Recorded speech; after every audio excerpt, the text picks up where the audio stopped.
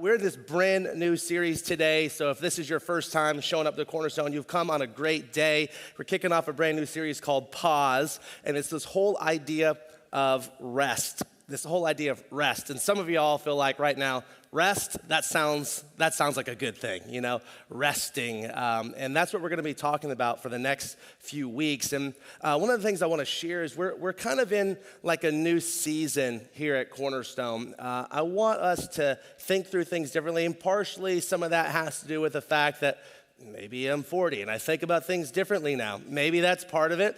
But we've been doing this for 9 years now, and I don't ever want our church to be one of those churches that say this, but we've never done it that way before. That's a lot of the reason why a lot of you stopped going to church. And hey, it works for us today, but that doesn't mean we have to do this for the next 20 years. So we want to be able to change some things up and say we don't need to get stuck into doing the same things all the time. And so we really want to change it. And I believe like some of the things that we're doing, so as we go forward on this journey, I believe God is going to do something special here in this new season. And so I think it's exciting. For those of you that are following along, you can check out in your worship guide. You can see that there's a whole thing in there that tells you how to follow along in YouVersion and all of that. But for this series, as I was praying through it, I was writing this series out. And then I read a book in the middle of kind of writing this series in. Honestly, it was really powerful. I thought it was great. I want to share it with you. It's called The Ruthless Elimination of Hurry. You can pick it up on Amazon. For those who are Audible, you can listen to it on Audible. One of the things I will say about it, you can tell the dude's from Portland. Like there's just certain things like, all right, that dude's from Portland. You know what I mean? Like we in Alabama, you're in Portland. I'm not eating tofu, vegan, something. But like you just kind of get that idea. But the ideas in this book, I think, are so great. And it was challenging to me in my own walk with Christ. And so I would encourage you to pick it up. We all know that life gets hectic. Life is busy. And I think that's the word we use all the time. How are you doing? Well, it's busy. We use that word busy all the time between work and school and practice and sports and getting dinner and housework and our spouse. And then you just feel like things are busy. You never have enough time for anything of the stuff that you want to do. Your day off is never just a day off. It's constantly chaotic. I think about this. This is wild. It's just how the calendar worked out this year. That Easter is only 4 weeks away.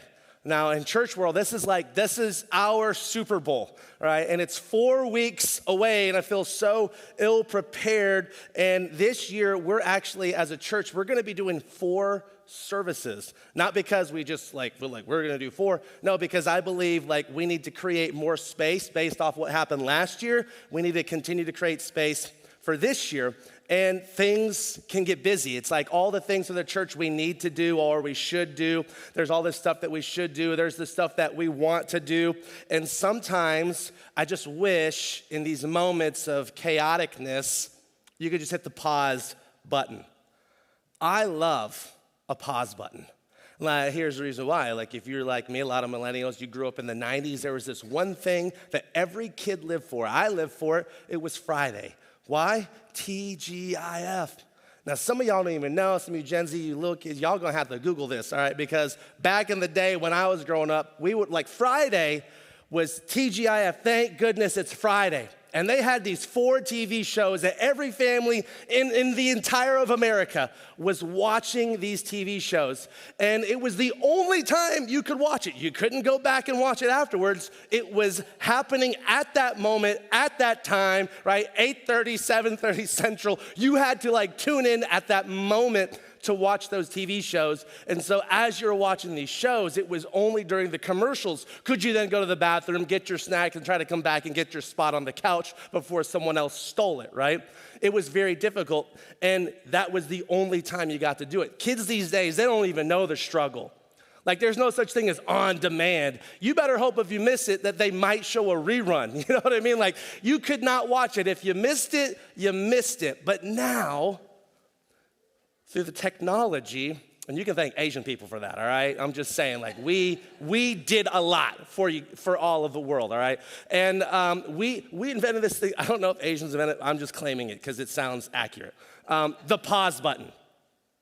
You could do you remember, for those of you they're old enough to remember, do you remember being able to hit a button and the TV would stop? You could never do that before, right? You had to have a VHS or a DVD to pause something in the middle of something. You could pause live TV and you could go off to the bathroom and then you could fast forward through the commercials. This was revolutionary and I'm like, this just changes the game. I love the pause button.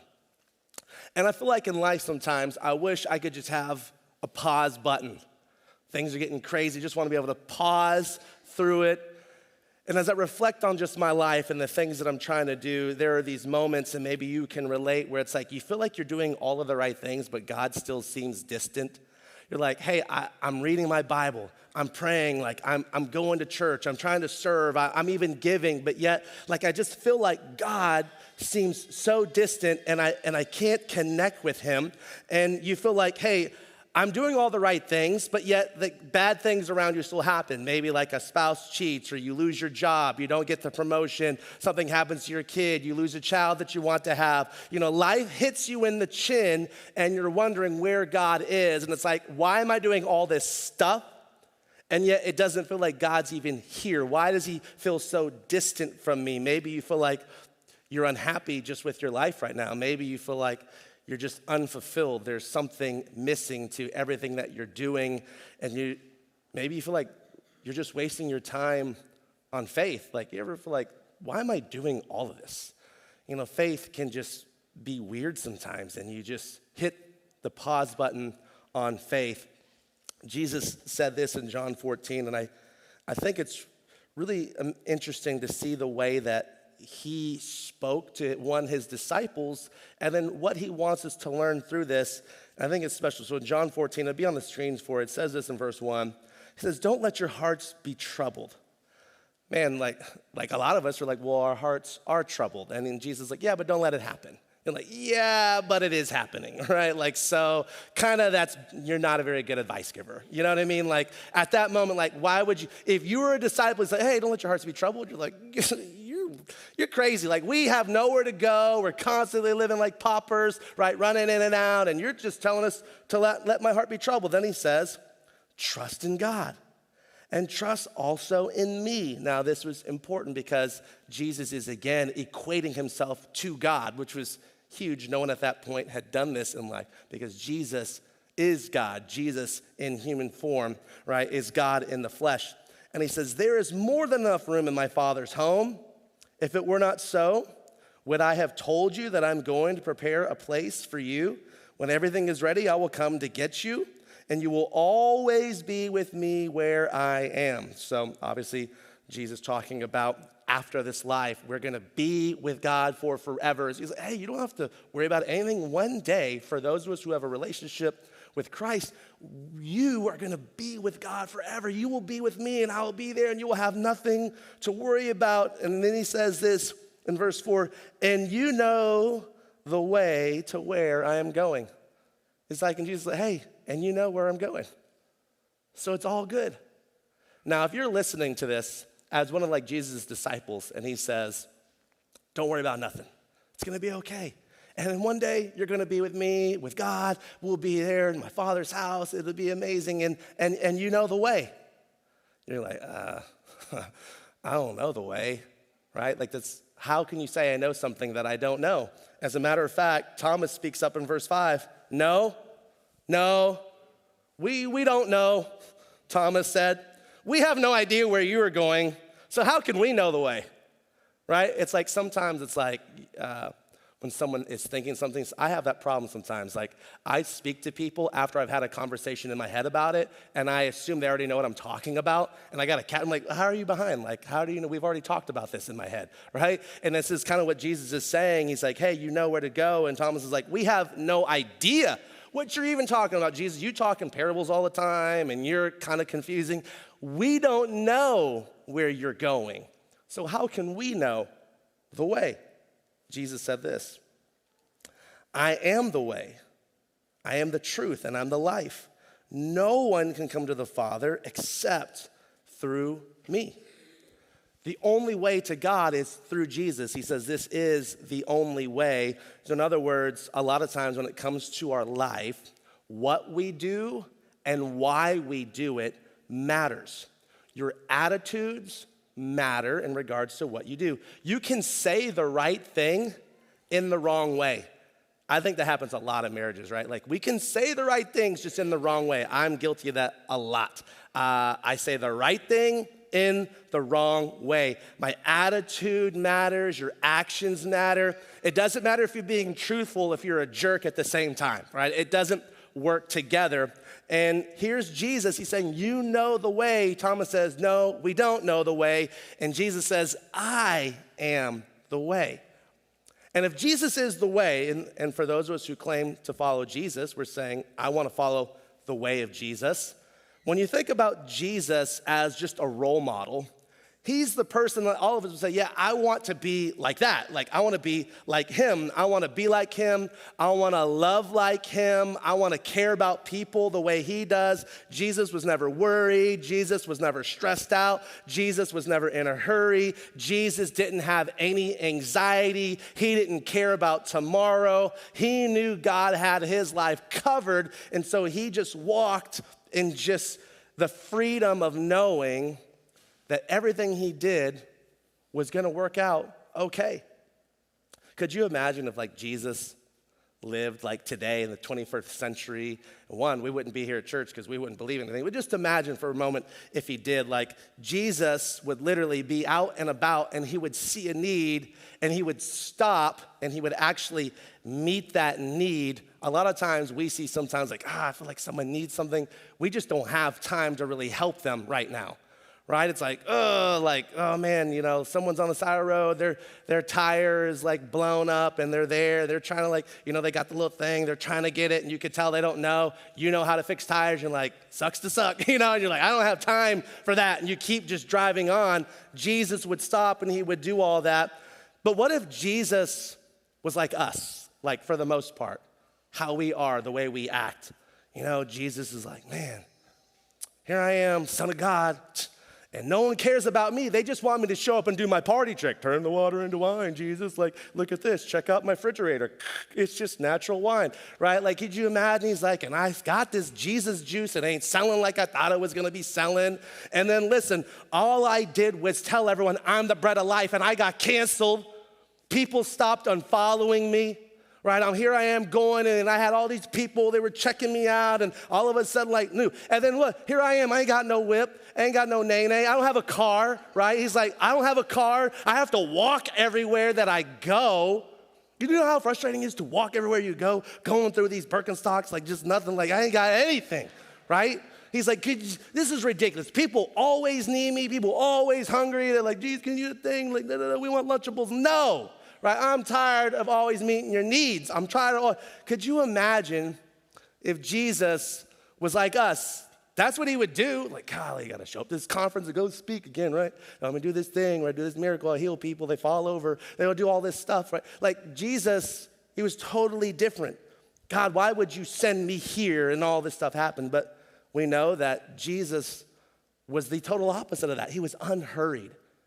Like, imagine a life of unhurry, where he just like, hey, where we go, that's where we're going. It's like, well, where are you going? Wherever I am, there I am. You know, like, okay, that's weird. He's like, yeah, that's when we go there, I'll get there. I'll get there when we're there. And he just went from town to town. He had an agenda. He knew what he was doing, but how he got there, it didn't matter. He would stop. He would meet the needs. But you and I, we're in this constant state of rush. We're hurrying. Like I get frustrated, like we're driving, like I live on Nakalula Mountain, so we're coming down, you know, you gotta hit South 12th Street and Megan Boulevard, right? And there's the stoplight there. And the way they do the dumb light, you gotta like wait for it to come all the way around. And sometimes you're just like, oh, yeah, but no one's there, I should just, just go. And I get frustrated because even like this morning, we're coming like, oh, it's green, but I'm like way back over here. Like I'm far enough away, I'm like, if I just, a little faster, maybe we can make it when it just turns red and make it, right? We're constantly in this state of rush and hurry. And I think about that for like our church, like Cornerstone being 9 years old. I think about everything that God has done. It honestly has truly been incredible. But the work seemed endless. Like starting a church from the very beginning, a lot of people, like you're here today, like a lot of what you see has been sacrificially done through so many people that are here, that are given, that have served. But it's been so much, and just the work seemed endless. And there was a time, it's been a few years ago, I was having a conversation with Aaron, and at night, I'd just be on my phone. And honestly, it was a problem, all right, for me. And this was before I actually started putting like time limits and like shutting my phone down. It was a problem, and she was like, hey, you're spending a lot of time on your phone. But at that time in my life, I told her, and it was honestly just like sharing with her where I was at. I said, I can't shut my brain off. All I think about is the church. What event we're gonna do next, what person I need to talk to, what person I need to reach out to, who I needed to call, what thing I needed to set up, what conversation I need to have, what place I needed to go to. It was this constant just state of just thinking. And I said, I'm just trying to decompress. Like, I don't know how to stop thinking about this thing, this event, this thing. It's just taking over my mind. And like, this is the only way that I know of right now to just not think about it. Because, you can't smoke weed. Like, that's illegal. You know what I'm saying? Like, so I'm like, I don't know how, I'm just sharing, like, I don't know how to turn my brain off. Like, I don't know how to stop thinking about this. And honestly, here's what I needed. I needed healthier rhythms. I needed to step back. I needed to have healthier practices. I needed to be more intentional. I needed to get my life back on track. And so a couple of years ago, as I shared that with our elders, just, hey, what I felt like I needed to be the best leader and pastor and husband and father I knew I needed to be, I took some extended time away from the church, which was, honestly, it was difficult. But at the same time, like, I needed to pause and say, what I'm doing, I kind of come from like the generation of church that's like, you can rest when you go to heaven, right? We only have 365, and you just go. And honestly, that's bad advice. Like, God modeled for us rest. If anyone doesn't need rest, it's God. And he literally, at the very beginning, rests. Not for him, but for us. And so I needed to do something different. I needed to get my life on track, and I was able to rearrange my priorities. Proverbs 14 says it this way: there is a path before each person that seems right, but it ends in death. There are a lot of us here today, you think you're going the right direction. Ultimately, that path is gonna lead to death. A lot of you are killing the work of God that he's trying to do in your life just based off of your life season. You are so busy. And in America, busy is a good thing. If you're not busy, something's wrong with you. And I've even had like conversations like recently where they're like, hey, I know you're busy. I'm like, hey, I'm not busy. I have time for whatever I want time for. I'm not busy. I don't want to be busy. I don't want anyone to think that I'm too busy for you. You want to talk to me? Well, I'm sorry, I'm busy. Now, hey, you want to have a conversation? We're going to get this on the calendar. Why? Because I care about you and I'm going to invest in you. I want to give you my time, but I'm not busy, right? And yet, so many of us, we're stressed out. We're just working all the time. Why? Because we're in debt and we have all this stuff going on and all these little things that our kids are involved with. And yet, it seems like we just can't trust God with our life's rhythms. We have, some of us, unresolved hurt and anger, and it's like, how can I trust God with this? And it affects the way that we look at him. And so most of us, like it says there in Proverbs, we're headed down a wrong path. We're going down a path that ultimately is going to lead to death. And just think about like your life's path right now, like your pace that you're going right now. Some of it's unhealthy and ultimately will lead to your death, maybe even literally, but it will kill other things in your life if you continue to go down this pace. But Jesus, he was different. His way was different. And listen to what he says in Matthew 11. Jesus said this, talking to people, "Come to me, All of you who are weary and carry heavy burdens, I will give you rest. How many of you, like, doesn't that seem like so many of us? He's like, hey, if you are carrying heavy burdens and you're tired, you're just like, man, I'm just tired. This is too much for me. He says, Jesus said, I will give you rest. Listen to what he says. He says, take my yoke upon you.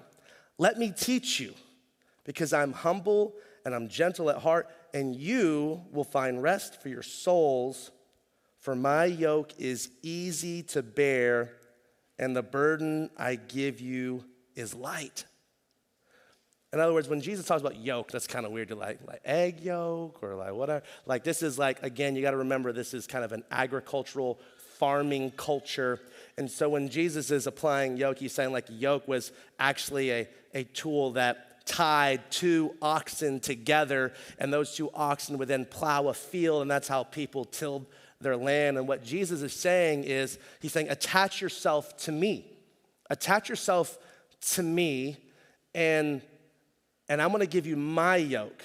I'm gonna give you my teaching. He says, I'm gentle, I'm humble. He says, it's totally different. If you're joined to me, then what Jesus is saying is that's not add God into your schedule, see if you can like squeeze him in.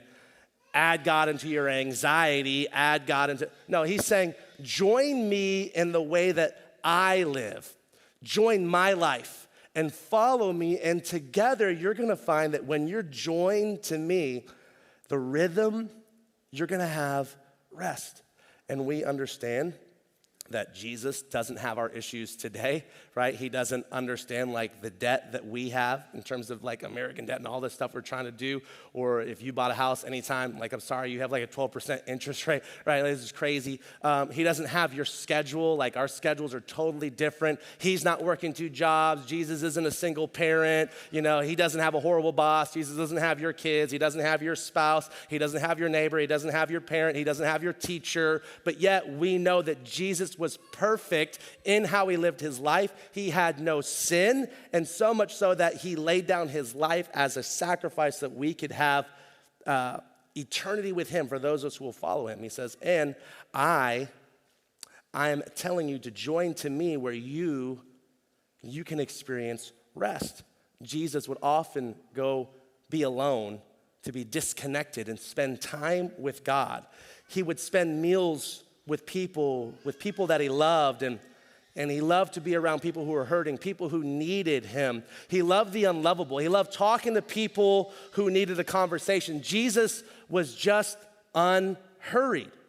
So the question for you is, do you like who you're becoming? Do you like who you're becoming? Like, we're all on a path. So do you like that person you are becoming? Are you tired of the stress? Are you tired of the anxiety? Are you tired of the rush? Are you tired of the debt? Are you tired of the hurt? Are you tired of the broken promises? Are you tired of the way that you're doing your life right now?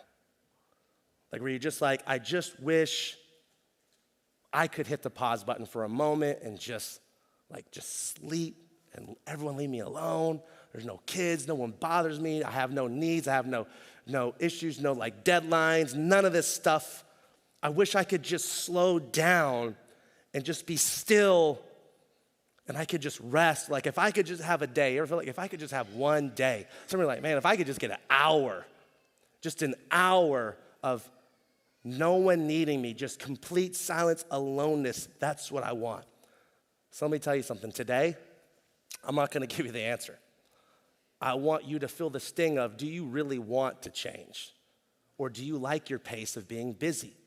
Hey, if what works for you, if your busyness works for you, if time with your spouse and with your kids is what's working for you, and the way you're living your life, hectic and